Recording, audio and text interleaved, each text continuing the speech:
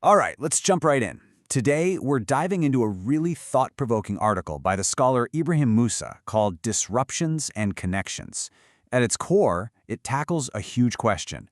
In a world that's changing faster than ever, how does something ancient, like a tradition, actually stay alive? So let's start with this.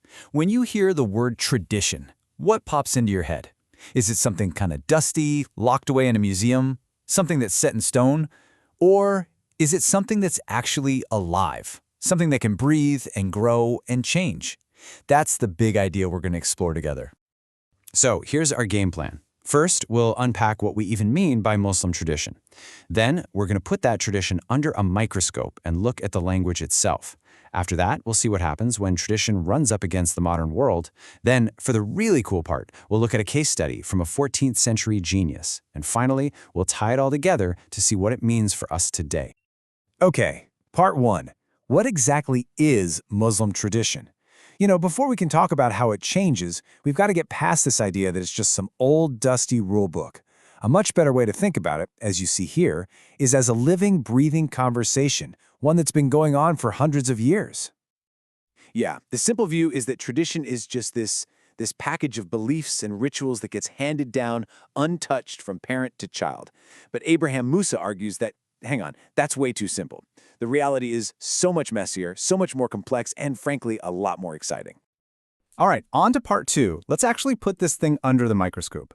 To really get what tradition is, Musa says we have to look at the words people inside the tradition use, and it turns out there isn't just one word for tradition, and understanding the difference between them is the key to the whole thing. And this right here is absolutely critical. In Arabic, you've got these two different concepts. First, there's turath. Think of this as the entire cultural heritage, the whole library. It's got philosophy, art, science, everything. But then you have sunnah, which is much more specific. That's the sacred core tradition, the guiding principles from the Prophet's example. So one is the whole library, the other is the essential user's manual inside it. And this quote from Musa just nails it. Tradition isn't some dead object, like a rock. It's a living compound. Think about it like a plant. It has its core DNA, that's the sunnah. But to stay alive, it has to draw nutrients from the soil around it, from the Turath, from culture, science, and new ideas, so it can adapt and grow. Which brings us to part three. And, well, the big clash. What happens when this living, breathing tradition slams into the modern world?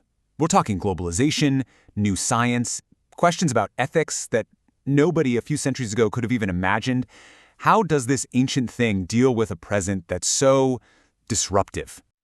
And this is the challenge for millions of people right now. How do you stay true to your roots, to the wisdom of the past, but at the same time, live thoughtfully and critically in the world as it is today? It is a serious balancing act.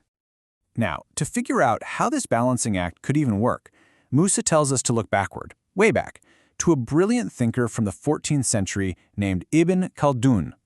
It turns out this whole struggle between old wisdom and new knowledge, it's not new at all. Ibn Khaldun was right in the middle of it. Just to give you a little context, here's when he was alive. We're talking the 1300s, long before the scientific revolution.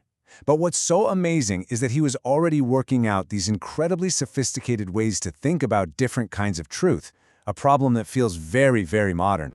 And here it is, the specific problem he dug into. There was a report that the Prophet suggested using honey for a stomach ailment. So the question became, is that a piece of divine, timeless medical advice that everyone has to follow forever? Or is it something else? So check out how he handled this. It's just brilliant.